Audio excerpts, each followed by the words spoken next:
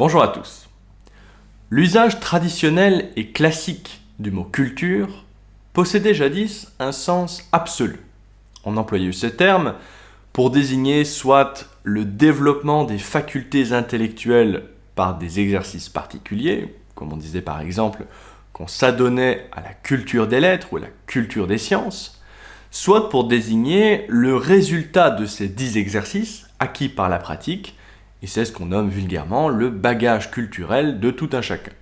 À cet usage, on pourra en rajouter un troisième qui ferait référence cette fois à la culture avec un C majuscule, qu'on retrouve par exemple dans l'expression le ministère de la culture, et qui désigne cette fois la culture non pas comme somme de ce que tel ou tel individu particulier connaît, mais ce que l'ensemble des individus pourraient savoir et ressentir s'ils s'en donnaient la peine ou s'ils avaient suffisamment de temps et de moyens pour s'y consacrer.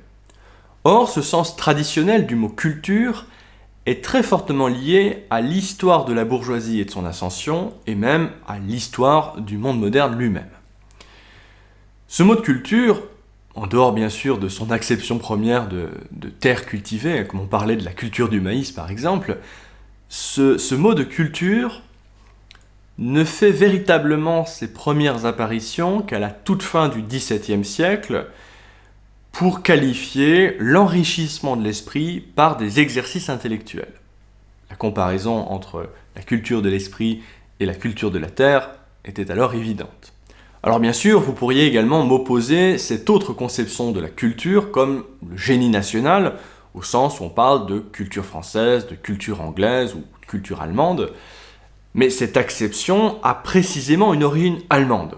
Ce sont des penseurs comme Herder, par exemple, au XVIIIe siècle, refusant l'hégémonie de la culture française en Europe, qui ont développé cette conception de la Kultur, la culture, comme le génie propre de chaque peuple.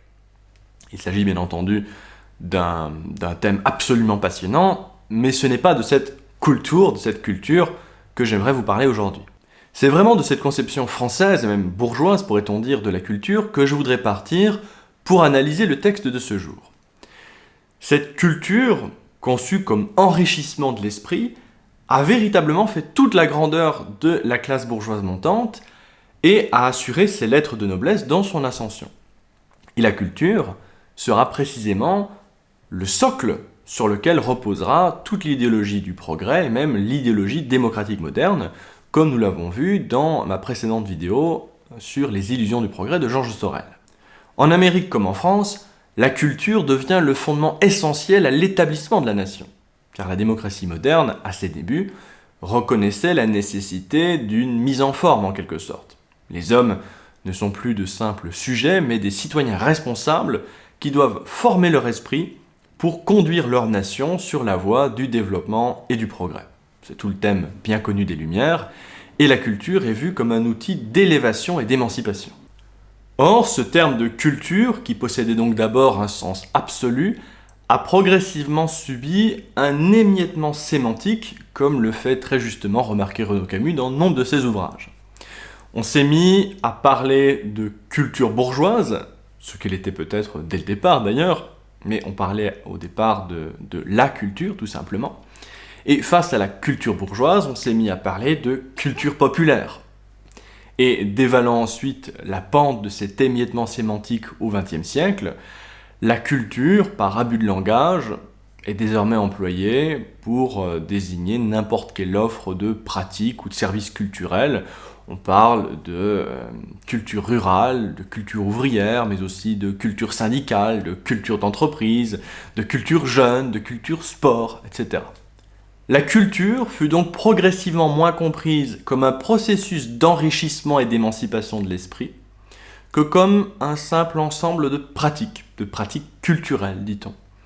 Et surtout, à partir de la seconde moitié du XXe siècle à peu près, on a vu naître une culture de masse qui impose, dans la musique, dans le cinéma, dans le vêtement, dans le mobilier, mais aussi dans l'alimentation, des styles toujours plus ressemblants et qui s'apparente à une culture essentiellement distractive et non plus émancipatrice.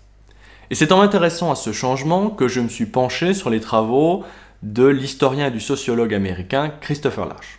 Christopher Lasch est en effet un très grand auteur américain du dernier siècle, dont les plus grands livres sont certainement La culture du narcissisme et La révolte des élites et La trahison de la démocratie. Ce sont 2 livres dont je parlerai très certainement un jour sur ma chaîne. Mais le texte qui va nous intéresser aujourd'hui est un petit livre qui a été traduit en français sous le titre de « Culture de masse » ou « Culture populaire ». Mais le titre original en anglais est plutôt « Mass Culture Reconsidered », la culture de masse reconsidérée. Ce petit livre a été préfacé en France par Jean-Claude Michéa et s'intéresse au rapport qu'entretient la gauche, ou plus précisément la nouvelle gauche de la seconde moitié du XXe siècle, avec cette culture de masse contemporaine. Car selon Christopher Lasch, la gauche, en refusant radicalement toute forme d'esprit conservateur ou d'élitisme bourgeois comme elle dit, la nouvelle gauche accompagne en vérité cette nouvelle forme d'asservissement de l'esprit qui consiste à réduire la culture à un simple mode de consommation. C'est donc ce que je vais essayer de voir avec vous dans cette petite vidéo. Il s'agit d'un texte assez court mais très dense et je vais donc essayer de faire ressortir les thèses essentielles de ce texte qui constitue selon moi également une très bonne introduction à l'œuvre de Christopher Lasch elle-même. La réflexion de Christopher Lasch commence par un constat sur lequel tous peuvent s'accorder. Tous les hommes de gauche à peu près, écrit-il, s'accordent sur le fait que des institutions politiques représentatives ne suffisent pas par elles-mêmes à garantir un mode de vie démocratique. Il faudrait vraiment avoir une conception minimaliste et même formelle de la démocratie pour estimer que la simple présence d'élections et de parlements, par exemple, suffit à accomplir toutes les exigences de l'idéal démocratique. L'abolition des privilèges est un préalable nécessaire à la démocratie, mais la gauche a toujours soutenu une vision plus large qui ne comprend pas uniquement la présence d'institutions démocratiques, mais qui inclut également, dit Lasch, la démocratie économique et la démocratisation de la culture. Pour le volet économique, c'est assez facilement compréhensible. En théorie, c'est la libre compétition qui règne et donc chacun a la possibilité de rencontrer le succès, mais en pratique, des règles de compétition purement formelles n'assurent pas des chances égales à chacun. L'héritage et les privilèges de classe se perpétuent même sous un régime démocratique et libéral, et c'est pourquoi certains militants de gauche radicale estiment même qu'au fond, la démocratie politique n'est qu'un simple leurre et que les dites libertés politiques bourgeoises ne sont rien d'autre que des instruments de la domination de classe. La démocratie, pense-t-il, pour être valide, exige aussi au minimum des syndicats puissants, un impôt proportionnel sur le revenu et un contrôle gouvernemental de l'industrie, et les plus radicaux d'entre eux, en particulier lorsque le marxisme était hégémonique à gauche, exigent encore parfois aujourd'hui, la socialisation des moyens de production. Toutefois, à partir des années 60 environ, la gauche moderne a pris conscience que le socialisme lui-même n'est pas une claire garantie de la démocratie. En effet, l'autoritarisme des régimes communistes du bloc de l'Est a encouragé au sein de la gauche non seulement une compréhension nouvelle de la démocratie politique, mais également la croyance grandissante qu'une révolution culturelle pourrait être l'élément décisif si l'on veut tenter de mettre en place une société réellement démocratique, dit Christopher Lasch. Mais que faut-il entendre derrière cette idée de révolution culturelle ? On peut bien sûr trouver des acceptions différentes de cette notion en fonction des individus, mais l'idée générale sous-jacente est celle-ci. Cette idée, dit Christopher Lasch, suppose que les vieilles habitudes de soumission à l'autorité tendent à réapparaître d'elles-mêmes au sein même des mouvements dont les objectifs sont démocratiques, et qu'à moins que ces habitudes soient extirpées à la racine, les mouvements révolutionnaires continueront à recréer les conditions qu'ils cherchent précisément à abolir. Les partisans d'une révolution culturelle mettent l'accent sur le renouveau des vieux schémas autoritaires en Union soviétique et dans les autres régimes socialistes, ou encore sur la réapparition des formes de la domination masculine au sein de cette gauche qui affiche pourtant si ostensiblement sa propre libération. Ils soutiennent par ailleurs que tant que ces schémas de domination n'auront pas été détruits, les mouvements démocratiques n'atteindront pas leurs objectifs initiaux. Cette idée n'est toutefois pas entièrement nouvelle. Comme je vous le rappelais dans mon introduction, l'idée d'une révolution par la culture faisait partie intégrante, sous une forme ou une autre, de l'idéologie démocratique depuis ses débuts. Les figures des révolutions démocratiques du XVIIIe siècle affirmaient déjà avec insistance que la démocratie exigeait des citoyens éclairés. Et l'établissement du suffrage universel pour les hommes au XIXe siècle renforça encore la croyance selon laquelle les masses devraient être éduquées pour que les institutions démocratiques puissent prospérer. Rappelez-vous par exemple le coup d'État de Napoléon III à la moitié du XIXe siècle, qui fut ensuite plébiscité par le peuple aux grandes dames des révolutionnaires de gauche, qui avaient pourtant milité pendant des années pour le suffrage universel. Spontanément, laissé à lui-même, le peuple reproduisait des schémas hiérarchiques et autoritaires. Et c'est pourquoi, au début du XXe siècle, la démocratisation de la culture est devenue une préoccupation centrale des penseurs de la tradition progressiste. Certains pensaient que des réformes anti-autoritaires de l'enseignement favoriseraient nécessairement des manières de penser scientifiques et critiques. D'autres ont plutôt reporté leurs espoirs sur les effets intellectuellement émancipateurs de l'activité industrielle. Certains ont mis l'accent sur la possibilité d'une éducation des masses par elles-mêmes, tandis que d'autres encore misaient plutôt sur le rôle dirigeant d'une élite tutélaire. Mais quoi qu'il en soit, toutes ces positions se basent sur un socle commun, à savoir que la démocratisation de la culture exigerait au préalable un programme éducatif et un processus social capable d'arracher les individus à leur contexte familial et d'affaiblir les liens de parenté, les traditions locales et régionales et toutes les formes d'enracinement dans un lieu. Aux États-Unis en particulier, écrit Christopher Lasch, la liquidation des racines a été considérée comme la condition essentielle du développement et de la liberté. Les symboles dominants de la vie américaine, la frontière tout d'abord, la frontier, qui fait référence au Far West et donc à l'idée que l'Amérique est une terre ouverte, offrant des possibilités illimitées aux individus forts, ambitieux et autonomes qui veulent se frayer un chemin jusqu'au sommet. Donc la frontier et le melting pot incarnent entre autres choses cette croyance selon laquelle seuls les déracinés peuvent accéder à la liberté intellectuelle et politique. Or, c'est précisément avec ce modèle implicite d'éducation éclairée que Christopher Lasch entend rompre, l'estimant profondément fallacieux. En effet, dit Lasch, ce modèle d'éducation sous-estime la solidité et la valeur des attachements traditionnels. Il donne à tort l'impression d'une stagnation intellectuelle et technologique des sociétés dites traditionnelles, et il encourage par là une surestimation des réalisations de l'esprit moderne émancipé. Il présente le sens du lieu et le sens du passé comme absolument réactionnaires dans leurs implications politiques, ignorant le rôle important qu'ils ont joué dans les mouvements démocratiques et les révolutions populaires. Non seulement il exagère les effets libérateurs du déracinement, mais il défend une conception très pauvre de la liberté. Il confond en effet la liberté avec l'absence de contraintes. Sa critique de cet idéal supposé éclairé se développe donc autour de deux axes. Le premier consiste à mettre en évidence la persistance de ces formes de particularisme soi-disant désuètes, comme les liens familiaux, la religion, la conscience ethnique, voire même le nationalisme. Donc ces formes de particularisme qui n'ont pas seulement fait preuve de leur résistance au melting pot, mais qui continuent d'apporter aux gens des ressources psychologiques et spirituelles indispensables à une véritable citoyenneté démocratique, selon Christopher Lasch, par opposition au point de vue déraciné, désorienté, souvent synonyme de nos jours d'émancipation intellectuelle. Et le second axe de sa critique a pour but d'expliquer pour quelles raisons la culture de masse uniformisée des sociétés modernes n'engendre en aucun cas une mentalité éclairée et indépendante, mais au contraire la passivité intellectuelle, la confusion et l'amnésie collective.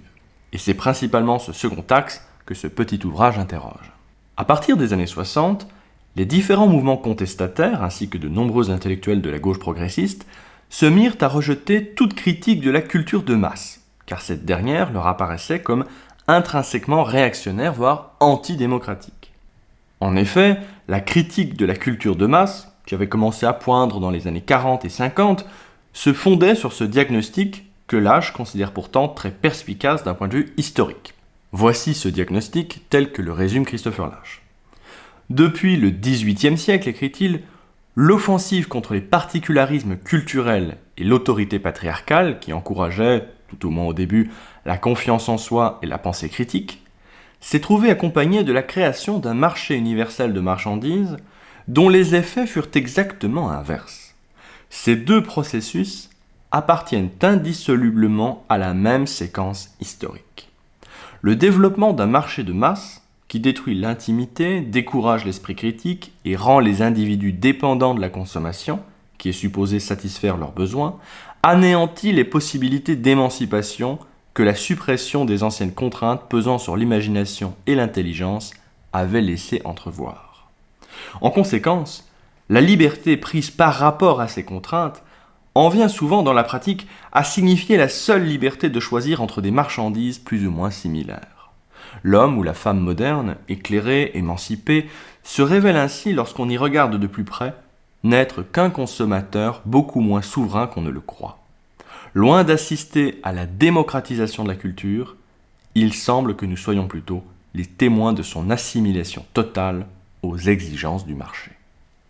Or, la confusion entre la démocratie et la libre circulation des biens de consommation est devenue si profonde que les critiques formulées contre cette industrialisation de la culture sont désormais automatiquement rejetées comme critiques de la démocratie elle-même, fait remarquer Christopher Lasch. Et par souci de se disculper du moindre soupçon d'élitisme, de nombreux partisans de la gauche ont fini, pour défendre la culture de masse, par recourir à une variante de l'idéologie de la libre entreprise qu'ils rejetteraient sur le champ dans un autre contexte. La culture de masse en vient à être défendue au nom de l'idée qu'elle permet à chacun d'accéder à un éventail de choix jadis réservé aux riches. De plus, la culture de masse est défendue comme une sorte de culture populaire par opposition à la vieille culture bourgeoise, et les critiques de la culture de masse sont assimilés à des suppôts de cette dernière culture bourgeoise. Ceux qui critiquent la culture de masse, pense-t-il, veulent imposer leur propre goût raffiné aux membres de la société qui sont moins aisés et moins éduqués, mais qui ont le droit d'avoir leur propre goût, des goûts peu intellectuels et une culture qui renvoie à leur propre expérience. Car après tout, comme le dit le sociologue Herbert Gans, que Lasch cite comme exemple paradigmatique de cette nouvelle sociologie de gauche, la culture, après tout, sert essentiellement à éviter de s'ennuyer, à améliorer le temps consacré aux loisirs. Dans cette optique, la mission de la culture n'exige en effet aucun goût particulier. Si les gens sont capables d'affirmer leurs propres goûts esthétiques et de trouver des formes culturelles qui les satisfont, écrit Herbert Gans, il devient possible, quel que soit son niveau, de se réaliser et d'aménager de façon satisfaisante son temps libre, c'est-à-dire avec un minimum d'ennui. Il s'agit au sens strict d'une défense intellectuelle du multiculturalisme, ou plutôt, selon l'expression de Gans lui-même, d'un pluralisme esthétique. La culture, n'étant au fond qu'un loisir visant à se désennuyer, il n'y a pas à faire valoir la moindre norme du goût.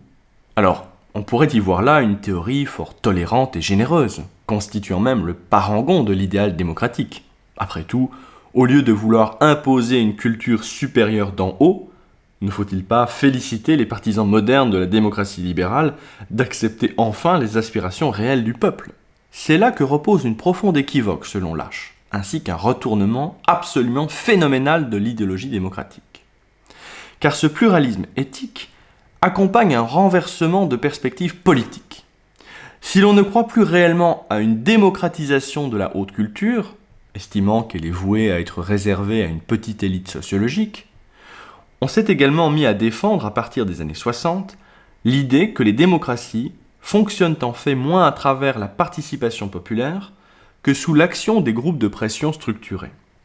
Après tout, le peuple a montré à maintes reprises qu'il n'avait qu'un très faible habitus démocratique.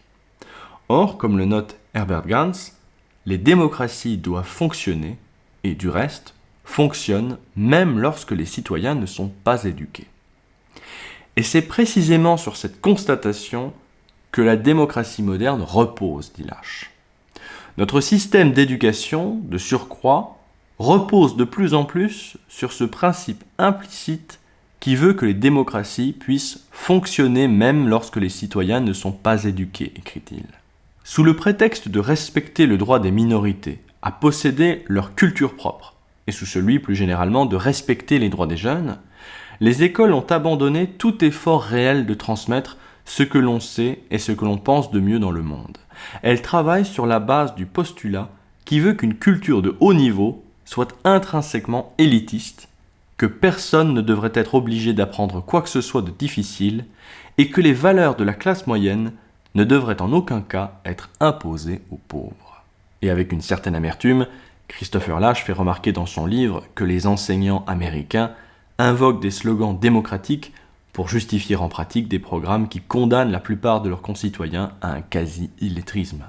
Ils en appellent au dogme du multiculturalisme dans le but de justifier l'échec massif de l'enseignement public. Pareille pratique est hélas identique sur notre propre continent. Et c'est précisément au nom de cette nouvelle conception de la démocratie culturelle que l'on a commencé à condamner moralement ceux qui demandaient aux enfants d'immigrants d'apprendre la langue anglaise ou d'étudier les chefs-d'œuvre de la littérature anglaise et américaine, observe également Christopher Lasch. Ces changements récents permettent dès lors de constater l'appauvrissement considérable de cette idée de libération culturelle qui était pourtant au cœur du projet démocratique à l'origine. La liberté n'est plus envisagée uniquement que comme synonyme d'absence de contraintes extérieures et comme possibilité de choisir entre des produits ouvertement concurrents. Or, cette conception de la liberté découle en grande partie d'une compréhension simpliste du processus de modernisation, entendu simplement comme processus vers plus d'autonomisation, soustrayant l'individu à l'autorité et à la tradition pour permettre un assouplissement des contrôles sociaux.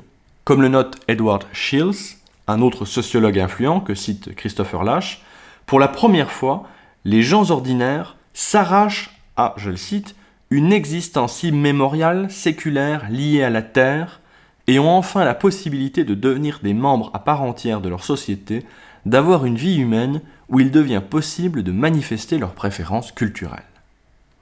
Les médias de masse jouent dès lors à cet égard un rôle progressiste, entre guillemets, en faisant éclater la culture étroite, patriarcale et traditionnelle dont le peuple commence tout juste à s'émanciper.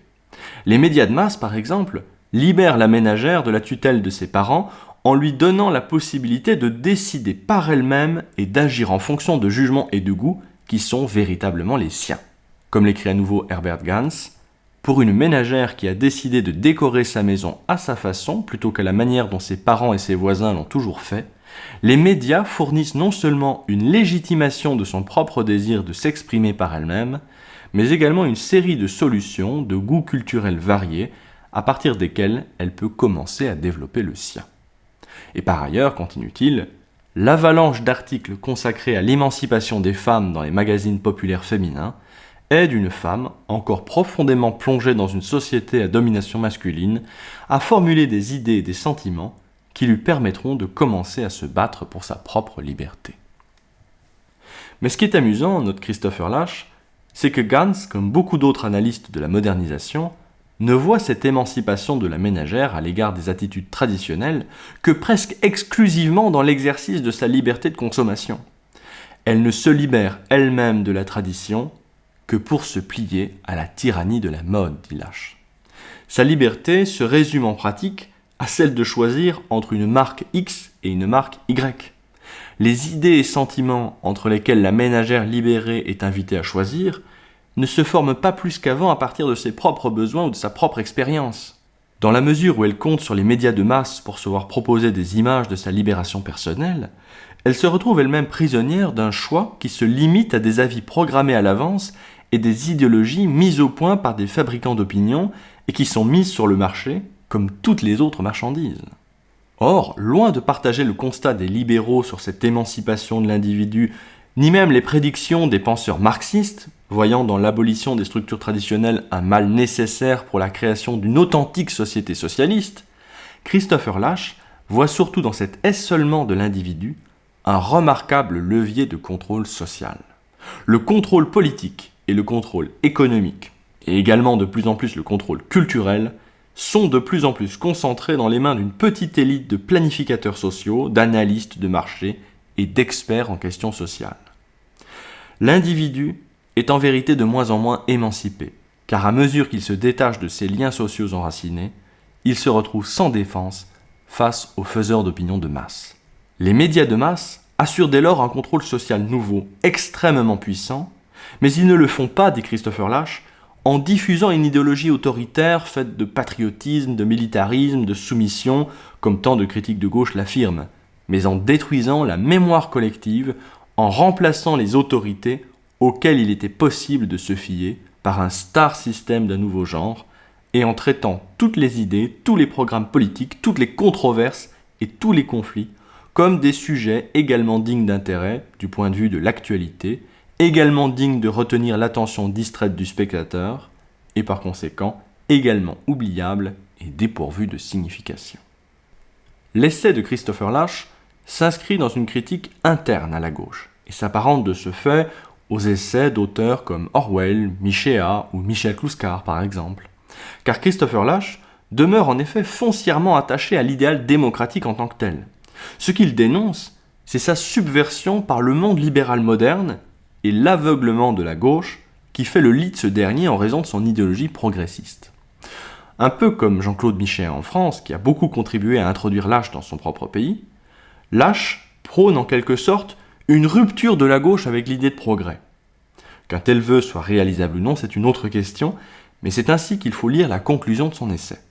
Ce n'est pas avec les médias de masse et les autres entreprises d'homogénéisation culturelle, écrit Lasch, ni avec la vision d'une société sans autorité, sans père et sans passé, que la gauche doit chercher à s'allier, mais avec les forces qui, dans la vie moderne, résistent à l'assimilation, au déracinement et à la modernisation forcée.